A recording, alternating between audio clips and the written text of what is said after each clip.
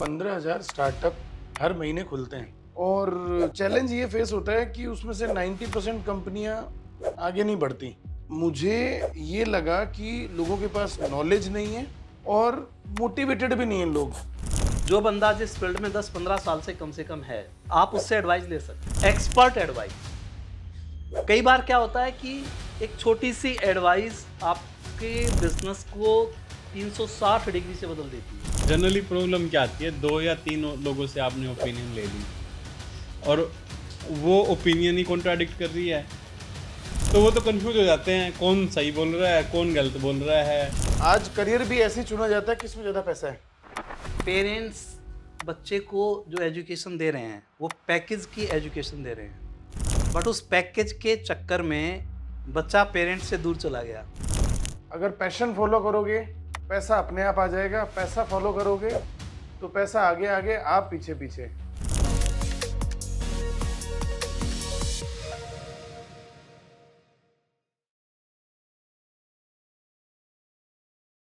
नमस्कार दोस्तों, आज के इस नए एपिसोड में आपका फिर से स्वागत है। वैसे तो मैंने अपने पॉडकास्ट में ये बोला है कि मैं आपको ऐसे छुपे रुस्तमों से मिलवाने वाला हूं जो कैमरे के सामने अभी तक आए नहीं हैं, लेकिन इस देश के लिए, स्टार्टअप इकोसिस्टम के लिए कुछ ना कुछ कर तो रहे हैं। लेकिन आज की जो हस्ती है जिनसे मैं आपको आज मिलवाने वाला हूं, उनको किसी पहचान की जरूरत नहीं है। आज मेरे साथ हैं renowned motivational speaker Ashok Pandit जी। सबसे पहले आपको मैं धन्यवाद देना चाहूँगा मेरे पॉडकास्ट में आने के लिए। और मेरा पहला सवाल भी आपसे यही होगा कि आप मोटिवेशनल स्पीकर कैसे बने? Thank you so much Hemant ji, new source family में बुलाने के लिए, और आपकी सारी न्यू सोर्स फैमिली को मेरा नमस्कार। ये जर्नी मेरी आप कह सकते हैं बचपन से ही शुरू हो गई थी। मैं गवर्नमेंट स्कूल में पढ़ा हूँ, तो सैटरडे को क्लासेज होती थी, उसमें कहानियाँ सुनाई जाती थी और वहाँ मुझे बड़ा शौक़ था कहानियाँ सुनाने का। फिर मैंने स्कूल में जब काम किया as a private school teacher, तो कई बार आप देखते हैं स्कूल में 2 मैथ के टीचर हैं, 2 साइंस के टीचर हैं, दोनों ने सेम पढ़ा होता है, बट कई बार बच्चे एक टीचर की क्लास में ज़्यादा जाना चाहते हैं क्योंकि वो डिलीवर कर देता है। डॉक्टर की भाषा में डायग्नोज जो डॉक्टर अच्छा कर देता है, पेशेंट उसी के पास ज़्यादा जाते हैं। फिर मैंने अपना स्कूल शुरू किया, वहाँ भी इसकी ज़रूरत थी, और जब मैं स्कूल चला रहा था उसी 2 साल बाद मैंने पब्लिक स्पीकिंग के अंदर मैंने प्रवेश किया, और छोटी छोटी मीटिंग से 10 लोगों की मीटिंग, 20 लोगों की, 30 लोगों की, फील्ड अलग था। अपने लोगों से बात करना अलग बात होती है और अनजान लोगों से बात करना अलग बात होती है। तो उसमें शुरू में मैं गया, बात की, तो डेफिनेटली जैसे धक धक होती है वो मेरे साथ भी थी। तैयारी करता कुछ था, वहाँ बोल कुछ जाता था। तो मुझे बताया गया आप प्रैक्टिस करते रहो। लोगों ने अप्रिशिएट किया और धीरे धीरे मैं इसके अंदर आ गया। Great sir, great. मैं चूंकि एक स्टार्टअप कंसल्टेंट हूँ और स्टार्टअप्स को मैं रियली यही बोलता हूँ कि मैं आपको फैक्ट्स बता रहा हूँ, मोटिवेशन नहीं दे रहा। मुझे अगर कोई कहता भी है कि आपकी वीडियोस देख के काफ़ी मोटिवेशन मिलता है, मैंने कहा मैंने तो कभी कोई मोटिवेशन नहीं दिया। तो एक्चुअली मैं मोटिवेशन के खिलाफ नहीं हूँ, बट मुझे कहीं ना कहीं लगता है कि मोटिवेशन केवल एक धक्का देने वाला काम है। अगर आप सही काम कर रहे हो तो शायद आपको मोटिवेशन की ज़रूरत नहीं पड़ेगी। मोटिवेशन एक डोज की तरह है जो आपको 1-2 दिन, 4 दिन धक्का देके आगे बढ़ा सकती है। इसीलिए शायद कहीं ना कहीं आज की डेट में मोटिवेशन को थोड़ा क्रिटिसाइज़ किया जा रहा है। हालांकि आप बहुत पहले से कर रहे हैं। तब शायद हो सकता है कि यूट्यूब नहीं था, फेसबुक नहीं था, इंस्टाग्राम नहीं था, तो लोगों को मोटिवेशन की ज़रूरत होती थी इवन उस काम को करने के लिए भी जो उनको पसंद भी था। तो इस सिचुएशन को आप आज के परिवेश में कैसे देखते हैं? मोटिवेशन हेमंत जी एक खुराक है। जी। अर्जुन को सब कुछ आता था ओके। और धर्म युद्ध में वो खड़ा था जी। और सामने उसके परिवार के लोग थे। जी। धनुष बाण तो चलाना उसे आता था हम्म। ना, और युद्ध करना भी आता था, जी। पर उस समय उसको मोटिवेशन की जरूरत थी, एक नॉलेज की जरूरत थी कि ये धर्म युद्ध है हम्म। और आप धर्म के पक्ष में हैं, आपको लड़ना होगा। तो भगवान कृष्ण ने वो मोटिवेशन दी उसको और उस मोटिवेशन से वो दोबारा खड़े हुए और उन्होंने लड़ाई लड़ी। कई बार लाइफ में एक बंदे के पास सब कुछ होता है हम्म। और मोटिवेशन कई बार वो धार का काम कर देता है, वो उसका वो दरवाजा खोल देता है, अगर हम इसको पॉजिटिव वे से देखें। हाँ, ये बात मैं आपकी मानता हूं कि आजकल एक चला हुआ है कि ब्रेन वॉश कर देते हैं, वहां तो मोटिवेशन गलत है। बट अगर एक मोटिवेशन किसी को स्टार्टअप की तरफ लेके जाता है, अगर एक मोटिवेशन किसी को अच्छे रास्ते की तरफ लेके जाता है, तो मोटिवेशन सदा जरूरी है। एक बच्चा चल रहा है और वो गिर रहा है, उसने पहले कदम रखे, हम उसको मोटिवेट कर रहे हैं। एक बच्चे ने शुरुआत की, अल्फाबेट लिखना शुरू किया, उसने गोले बनाए, हम उसको मोटिवेट कर रहे हैं, वेरी गुड। तो मोटिवेशन एक ऑक्सीजन है, ये पहले भी था, ये आज भी है और ये आगे भी रहेगा। मोटिवेट कौन किसको कर रहा है, ये पंगा है। बात मतलब कहने का घूम फिर के सही गलत पर आ गई। सही गलत पे आ गई। मतलब और वो हर चीज में ही होता है, हर चीज में। मोटिवेशन सही भी है और गलत भी है। सही काम के लिए किया गया मोटिवेट तो सही है, गलत काम के लिए किया गया तो गलत है। क्योंकि कहने को तो हम ये भी कह सकते हैं कि अर्जुन का भी ब्रेन वॉश किया गया, क्योंकि अगर वो हथियार डाल देता तो युद्ध नहीं होता। 100%। कृष्ण जी ने मतलब वहां पर मोटिवेट किया उसको एक सही काम के लिए। सही काम के लिए। तो मैं आपकी बात बिल्कुल समझ गया और मैंने भी अपना ये पॉइंट नोट कर लिया कि मोटिवेशन गलत नहीं है, बात ये है कि उसके पीछे ऑब्जेक्टिव क्या है। ऑब्जेक्टिव क्या है। जहाँ गलत है वहाँ वो ब्रेन वॉश हो गया, ब्रेन वॉश। और जहाँ सही है वहाँ मोटिवेशन हो वहां गया। किसी की जिंदगी बदल गई उस मोटिवेशन से। सर 15,000 स्टार्टअप हर महीने खुलते हैं, इसमें न्यूज सोर्स भी 250 कंपनियां हर महीने बनाता है लगभग। और चैलेंज ये फेस होता है कि उसमें से 90% कंपनियां आगे नहीं बढ़ती। क्यों नहीं आगे बढ़ती, इसको जब एनालाइज मैंने किया तो मुझे ये लगा कि लोगों के पास नॉलेज नहीं है, और कई जगह पे ये भी लगा मोटिवेटेड भी नहीं है लोग। हालांकि कभी कभी मुझे ये लगता था कि यार YouTube पे इतने मोटिवेशन वीडियो पड़े हुए हैं, देख लो, और कंपनी कैसे चलानी है, चीज़ें कैसे करनी है, वो भी सब YouTube पे पड़ा हुआ है। लेकिन लोगों के पास ये मोटिवेशन भी नहीं है कि वो YouTube देख के भी सीख लें।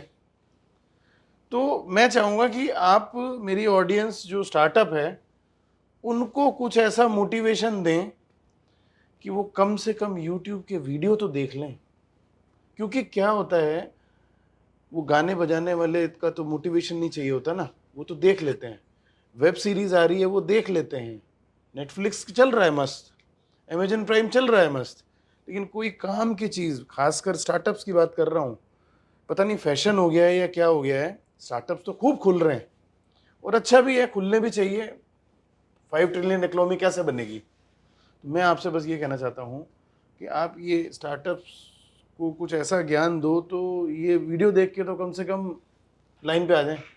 मैं यूथ को ये कहना चाहता हूँ कि फैक्ट्स को देखें, जिस भी लाइन में जाना चाहते हैं एक्सपर्ट्स की सलाह लें। पहले जमाना अलग था, नाड़िया वैद होते थे। नाड़िया वैद क्या करता था मुकेश जी, नाड़ी पकड़ी और सारी बीमारी बता देता था।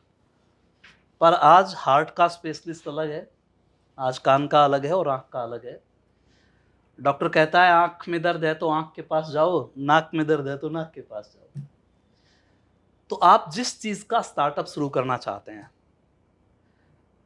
उसकी अच्छी जानकारी लीजिए, एक्सपर्ट्स एडवाइस लीजिए, और कम से कम 2-3 ओपिनियन तो जरूर लीजिए।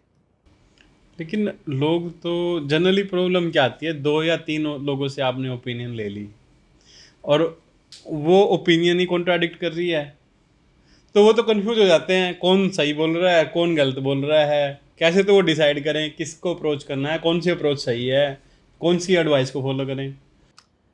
बहुत सिंपल है, आजकल बड़ी कॉमन सेंस है। जो बंदा जिस फील्ड में 10-15 साल से कम है, आप उससे एडवाइस ले सकते हैं। और खुद की समझ हमेशा होना जरूरी है। आप जब 2-3 ऐसे एक्सपर्ट से एडवाइस लेंगे तो कॉमन 2-4 चीजें होती हैं, आप उस कॉमन को छांट लीजिए, तो आपको समझ में आ जाएगा कि मुझे किस ट्रैक पे जाना है और मुझे क्या फॉलो करना है। एक्सपर्ट एडवाइस, कई बार क्या होता है कि एक छोटी सी एडवाइस आपके बिजनेस को 360 डिग्री से बदल देती है। अभी मैं किसी सिस्टर का वो देख रहा था कि उन्होंने खाना बनाने का शुरू किया और आजकल सोशल मीडिया में बहुत छाई हुई हैं। उनका चल नहीं रहा था, उनकी सास ने उसको देखा, दादी ने, दादी सास बोलते हैं, तो उसने कहा कि मेरे कुछ समझ में नहीं आ रहा, ये हल्दी इंग्लिश में बोल रही हो, इंग्लिश में मिर्च बोल रहे हो, तो नहीं समझ में आ रहा मेरे, क्या हल्दी डालनी, क्या तुम इसको अपनी लैंग्वेज में नहीं कह सकते? तो उसको उनकी बात समझ में आ गई और उस बात के बाद उनके जो फॉलोअर्स बढ़े और वो छा गए। तो आपकी समझ सबसे ज्यादा इंपॉर्टेंट रोल अदा करती है। एक्सपर्ट एडवाइस प्लस आपकी अंडरस्टैंडिंग, और आपकी अंडरस्टैंडिंग तभी होगी जब आप नॉलेज को ढंग से लेंगे। इससे पहले भी ध्रुव जी एक हमारे हैं, वो भी पॉडकास्ट पे आके जा चुके हैं और उन्होंने वो ये यहाँ तक कह के चले गए कि मैं जो आज हूँ एमएलएम की वजह से हूँ, क्योंकि जो मैंने वहाँ सीखा वो मुझे कोई स्कूल कॉलेज कोई भी नहीं सिखा सकता, कोई भी नहीं सिखा सकता। एमएलएम में रह के मैंने कमाया नहीं, लेकिन मैंने वहाँ पे बहुत कुछ सीखा। उन्होंने कुछ बताया था मुझे कि एमएलएम कंपनियों में ऐसा ही होता है, आपको जिम्मेदारी उस तरीके से दी जाती है और ये जो सबसे प्रीसियस स्किल है पब्लिक स्पीकिंग, वो वहाँ पर नर्चर हो जाती है। और पब्लिक स्पीकिंग तो मैं भी जानता हूँ हर जगह ज़रूरत है, इवन आप अपनी फैमिली तक नहीं चला पाओगे अगर आपको बोलना नहीं आता है तो मैं आपका व्यू जानना चाहता हूँ कि एमएलएम क्या है और ये क्या आज के युवा को थोड़ा टाइम एमएलएम में गुजारना चाहिए या नहीं गुजारना चाहिए, आप क्या कहेंगे? मेरी ये सलाह है कि 100% अगर उसको अपने में निखार लाना है, अपनी पर्सनैलिटी के अंदर, और उसको अपने आप को पहचानना है कि मैं क्या हूँ और मैं क्या कर सकता हूँ, तो उसको कुछ दिन किसी अच्छी एमएलएम में बिल्कुल बिताने चाहिए। मेरा 20 साल का एक्सपीरियंस है। धक्के खाए बिना कोई भी संवरता नहीं है। बिल्कुल। और रोजाना जब आप अनजान लोगों से मिलते हो और जब आप बात करते हो, जब आपको नो मिलता है, जब आपको रिजेक्शन मिलता है ना, और वो आप फेस करते हो, तो धीरे धीरे धीरे आप में निखार आना शुरू हो जाता है। तो बिल्कुल करना चाहिए। और एक चीज़ मैं ज़रूर बोलना चाहूँगा,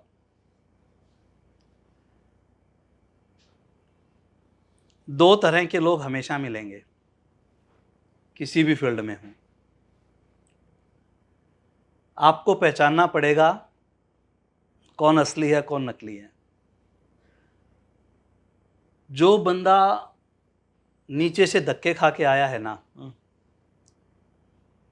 कई बार आप अफसर भी देखते हैं जो डायरेक्ट प्रमोटेड है और जो नीचे से प्रमोशन होके आया है, दोनों में दिन रात का अंतर होता है। आज तो सोशल मीडिया का ज़माना है, आज तो आप रह ही नहीं सकते, कहीं ना कहीं तो आप पकड़े जाएंगे। तो जो बाहर भी ऐसा ही है और अंदर भी ऐसा ही है, उसको आज नहीं तो कल लोग मानेंगे और लोग उसके फॉलोअर बनेंगे। और जो नकली ड्रामे हैं वो सदा नहीं रह सकते ना, ओरिजिनलिटी ही सदा रहेगी, ये समझ लो। तो जो लोग अपने फील्ड में सक्सेसफुल हैं और वो मोटिवेशनल स्पीकर है, वो लोगों को प्रभावित करेगा, क्योंकि उसकी बात दिल से दिल को छू रही है, वो बनावटी चीज़ें नहीं। आज तो आप इतनी चीज़ें भरी पड़ी हैं, आप कहीं से सीख के 4 लाइन याद करके कहीं से बोल दो, पर आप प्रैक्टिकल कुछ करके बोल रहे हो, उसमें दिन और रात का अंतर है, दिन और रात का अंतर है। तो दोनों तरह के लोग हैं। जनरली मोटिवेशन स्पीकर हमने देखे हैं, वो उनका पार्ट टाइम काम होता है भाई, वो अपना मेन काम कुछ और कर रहे होते हैं। एक मोटिवेशन वाला है भाई, अपना एक पार्ट टाइम लोगों को मोटिवेट कर दिया और कर दिया। तो आपने तो फुल टाइम अपना एक मोटिवेशन स्पीकर एज ए लोगों को मोटिवेट करना ही अपना मेन प्रोफेशन या मेन वर्क ही बना लिया है। तो मतलब ऐसा क्या इसमें आपको लगा कि भी हाँ, इसी को ही सब कुछ सुबह से लेके शाम तक, दिन से लेके रात तक इसी काम में लगे हुए हो आप?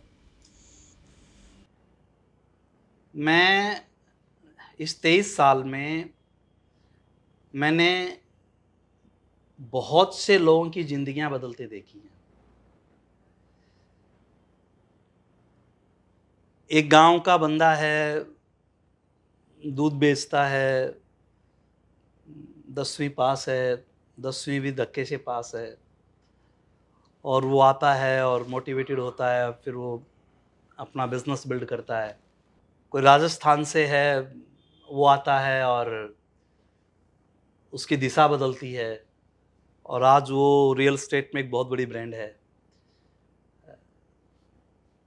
बहुत से लोगों की लाइफ को मैंने दिल से चेंज होते देखा है इस 20 सालों में, और ये एक नशा है, हर चीज़ का नशा होता है ना, ये एक नशा है। लोगों का प्यार बढ़ता गया और मैं इसमें घुसता चला गया। लोग रात को 2-2 बजे आपसे मिलने के लिए जब आते हैं, वो इमोशनल होते हैं और वो कहते हैं कि वहाँ पर हमने आपकी लाइन सुनी थी और उसके बाद हमारी लाइफ चेंज हो गई।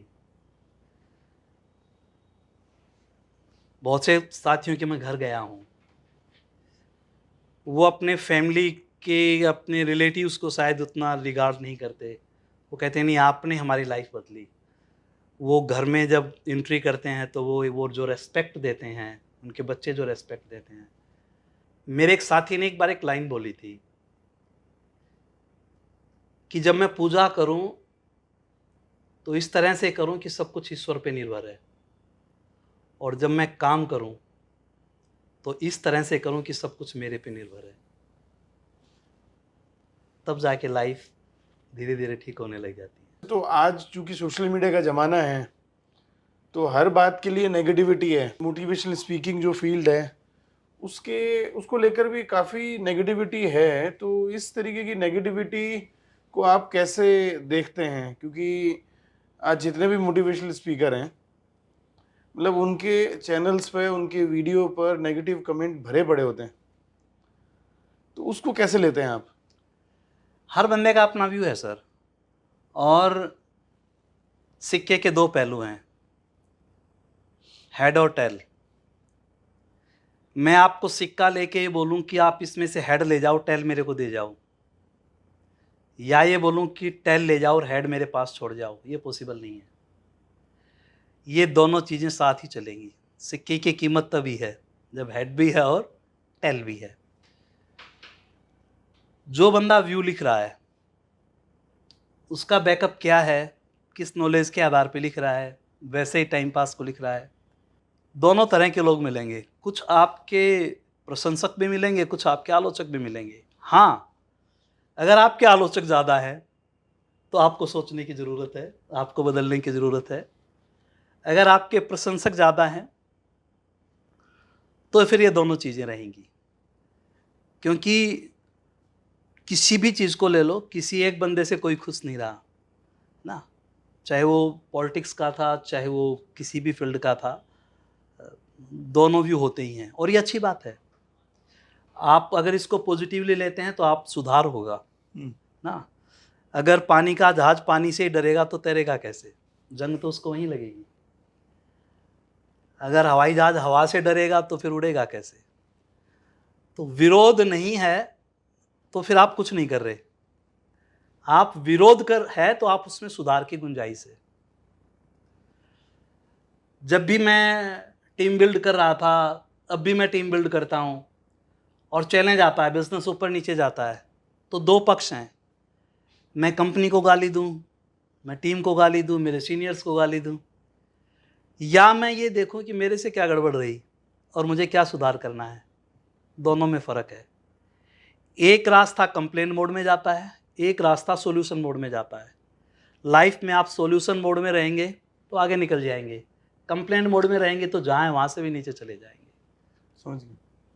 तो कोई भी यूथ है वो अगर सॉल्यूशन मोड में रहेगा लाइफ में, अगर उसके दिमाग में सक्सेस है कि मुझे अपने फील्ड में सक्सेस होना है, तो उसको सॉल्यूशन मोड वाला बटन दबाए रखना है। सर, आपने ऑफ द कैमरा मुझे बताया था कि आपने अपनी लाइफ में किताबें बहुत पढ़ी हैं, तो मैं आपसे जानना चाहूँगा कि जो स्टार्टअप्स हैं उनको कुछ 1, 2, 3 जो आपको लगता है कि मतलब उनके काम की रहेंगी, ऐसी किताबों के कुछ नाम। तो एक तो मैंने अभी बात की थी बिजनेस स्कूल की, बहुत अच्छी बुक है। एक लोगों को बात करने में बड़ा परेशानी आती है, तो एक बर्क है जिसकी बुक है सवाल ही जवाब है। अच्छा। वो बहुत अच्छी बुक है। उसमें आप जब बातचीत करते हैं तो बहुत सी चीज़ें उसके अंदर सेट हो जाती हैं। एक बुक बहुत प्यारी है डेल कार्नेगी की, लोक व्यवहार। ओके। वो मैं ये बोलता हूँ कि वो बुक अगर आप रोज़ाना 2 पेज पढ़ के सोते हैं अच्छा। तो आपके घर में सुख शांति रहेगी, आप मार नहीं खाएंगे। ये मेरा एक्सपीरियंस है 20 साल का। तो आप कब से पढ़ रहे हैं? मैं 23 साल हो गए, 23 साल हो गए इस बुक्स को मुझे पढ़ते हुए, और बड़ा मज़ा आता है वो बुक्स पढ़ते हुए। और अगर मैं बात करूं तो ये भी बहुत अच्छी बुक है, रिच डैड पुअर डैड, कमाल की बुक है। और बुक्स का ऐसा है कि जो मेरा एक्सपीरियंस रहा, 10 साल पहले मैं वो बुक पढ़ रहा था तो अलग ढंग से कंसीव कर रहा था, और 10 साल बाद पढ़ रहा हूँ तो अलग ढंग से कंसीव कर रहा हूँ। तो बुक से ही मुझे पता चला कि सीड बदलने से ही फसल बदलेगी। अगर आप बीज नहीं बदलेंगे तो कभी भी फसल नहीं बदलेगी। सेम काम कर रहे हैं, सेम ट्रैक पे कर रहे हैं, तो आप करते जाओ, बात कभी भी बनने वाली नहीं है। आज के यंगस्टर को बेसिकली एक्सपर्ट होना चाहिए अपनी लाइन में, लेकिन आजकल तो प्रॉब्लम क्या आ रही है, आपने एक स्टाफ रखा ऑफिस में, वो काम तो करता नहीं, वो अपनी रील चलाता रहता है, मोबाइल देखता रहता है, सोशल मीडिया पे काम करता है, मतलब वो उससे ज़्यादा ध्यान, अपने काम से ज़्यादा ध्यान उस पर लगाता है, जबकि वो उसके कहीं काम का नहीं है। उसको मतलब उसमें लगाए तो कहीं ना कहीं एक अपना चीज़ का एक आउटपुट बढ़ेगा, और इफेक्टिवली कोई चीज़ का आउटपुट नहीं होता। तो वो कहीं ना कहीं एक एम्प्लॉयर की इमेज, एम्प्लॉयर के साथ भी अपनी इमेज ख़राब करता है, अपना आउटपुट भी कम करता है, पर्सनल इमेज भी कम करता है। तो उसमें कैसे आप गाइड करेंगे? ये डिस्ट्रैक्शन है सर। आपको अलार्म लगानी पड़ेगी अपने मोबाइल में। कुछ दिन, 5 दिन, 10 दिन, 1 दिन, 2 दिन प्रैक्टिस कर कीजिए। हर 10 मिनट पे लगा लीजिए अलार्म, या हर 20 मिनट पे लगा लीजिए, या हर 30 मिनट पे लगा लीजिए, ताकि आप फोकस होके दोबारा वहाँ पे आ जाएं। खाली तो बंदा बैठना ही नहीं चाहता ना, क्योंकि वो हाथ में एक ऐसी चीज़ आ गई। और काम की चीज़ 10 मिनट। आज भी मुकेश जी काम की कमी नहीं है। ये तो ऑब्वियस है। जो भी बंदा अपने काम में माहिर है उसकी डिमांड है। कमी उन्हीं लोगों की है कि वो एवरेज हैं। देखो, पैसा मिलेगा योग्यता के आधार पे, मजबूरी से कुछ नहीं मिलना। मैं अपनी मजबूरी गिनाऊं कि जी मैं बड़ा मजबूर हूं, आप मेरे को ये दे दो। मजबूरी से चीजें नहीं मिलती हैं, मजबूती से मिलती हैं। काबिल को चीजें मिलेंगी, और मुझे अपनी काबिलियत बढ़ानी पड़ेगी। और मैं ये कहता हूं कि जिंदगी मिलेगी ना दोबारा। कहते हैं करोड़ों करोड़ों पता नहीं कितने बताते हैं जब हमें मिला है ये। तो यूथ को ये कहना चाहता हूं कि आज इतना पोटेंशियल है। पहले एक बुक लाने के लिए मेहनत करनी पड़ती थी, आज आप 1000 बुक निकाल लो। नॉलेज तो आज की डेट में फ्री होगी, Knowledge आप उसमें से क्या लेते हैं? आज एक राइट मेंटरशिप आप ले लो और उस राइट मेंटरशिप के साथ आप काम करो, आपका समय बचेगा, आपको सही चीज मिलेंगी। एक बंदे ने 20 साल धक्के खा के अगर वो आपको कोई चीज बता रहा है तो आपके 20 साल बच रहे हैं। या तो आप 20 साल अपने अनुभव से धक्के खा लो या उनके धक्कों से कर लो। और आज जो लोग एक्सपर्ट हैं वो इन चीज़ों से सीख रहे हैं, ऐसा नहीं है कि नहीं सीख रहे। सर ज्ञानी आके चले गए, 5000 साल का जो इतिहास हमारे पास है, ठीक है ना, बहुत ज्ञान दिया, दुनिया सुधरी नहीं। मैंने भी अपनी टीम को बहुत मोटिवेशन दिया, मैं तो जस्ट इसमें ऐड कर रहा हूँ, बहुत मोटिवेशन दिया, रील देखना बंद नहीं हुआ। मैंने तो एक ही इलाज निकाला, आओ फ़ोन जमा कराओ, बंद कर दो, ऑफिस का फ़ोन ले लो। ऑफिस के फ़ोन तो चेक हो रहे हैं, आप कर लो कितना कर रहे हो, उसमें रिकॉर्ड चल रहा है कि भाई कितना वो देखा। आज के डेट में ना मुकेश जी, आप जो पूछ रहे हो ना एम्प्लॉय वाला हिसाब किताब, एक्चुअली क्या है, 90% एम्प्लॉयज़ मजबूरी में काम कर रहे हैं। वो काम कर रहे हैं जो उनको पसंद नहीं है। मैंने तो पहले ही बताया ना, अगर काम आपको पसंद है ना तो आपको किसी मोटिवेशन की जरूरत नहीं है, आपका काम ही मोटिवेशन है। सबसे बड़ी समस्या ये है कि सर दिशा नहीं है, डायरेक्शन नहीं है। क्योंकि उसको अगर ये भी कह दो ना आप एम्प्लॉय को कि भाई तू बता, तू तेरा मनपसंद काम क्या है, कि जी यही है काम मेरा तो मनपसंद। सच बात है, बिल्कुल ठीक है। उसके पास कोई डायरेक्शन नहीं है ना। हमारा एजुकेशन सिस्टम तो ले बैठा है, क्रिएटिविटी मार चुका है, ठीक है। अब अशोक जी इसका सॉल्यूशन बताओ कि ये समाज या हमारे जो देखो, ये तो मैं मानता हूँ 10-15% बच्चे तो अपनी लाइन पकड़ लेते हैं, मोटिवेशन लेके, ज्ञान लेके, फ्री का भी, उससे भी सुधर जाते हैं। लेकिन 85% लोगों की लाइफ में डायरेक्शन ही नहीं है। डायरेक्शन अगर होगी ना लाइफ में, चाहे वो स्टार्टअप करना हो, कोई कोर्स करना हो, कोई जॉब करनी हो, कहीं पर भी वो सक्सेस हो जाएगा। अब इस बात का मोटिवेशन कैसे देंगे आप? कुछ तो फैमिली के संस्कार होते हैं, फैमिली इन्वायरमेंट होता है। स्कूली शिक्षा आपने बात की, ऐसी एजुकेशन है नहीं कि बंदा उस डायरेक्शन में चला जाए। हाँ, पहले में और अब में तो फ़र्क है। अब तो छोटी क्लास का बच्चा भी चाहता है कि मैं फ्यूचर में क्या बनूं, उसको पता होता है। पहले शायद ऐसा नहीं था। तो पहले से तो चेंज हुआ है, ऐसा हम नहीं कह सकते कि बिल्कुल वो है, पहले से तो बहुत चेंज हुआ है। दूसरा, आज भी ये कहा जाता है कि आप पूरी वेल्थ को बराबर बांट दो और आप 5-10 साल के बाद देखेंगे वही रेशो मिल जाएगा। बिल्कुल सही कह रहे हैं आप। इसका मतलब क्या है? स्किल रुकेगी। अगर स्किल नहीं है तो चाहे आप कुछ भी दे दो ना। हमारे यहाँ कहा जाता है ना, पूत कपूत तो क्यों धन संचय, और पूत कपूत तो क्यों धन संचय ना। तो अलग अलग चीजें हैं। वेल्थ रावण के पास कम थोड़ी थी, बहुत थी वेल्थ। नॉलेज भी कम नहीं थी, मोटिवेशनल स्पीकर भी था, सब चीज थी उसके पास। पंगा कहां पे हुआ? दिशाहीन हो गया।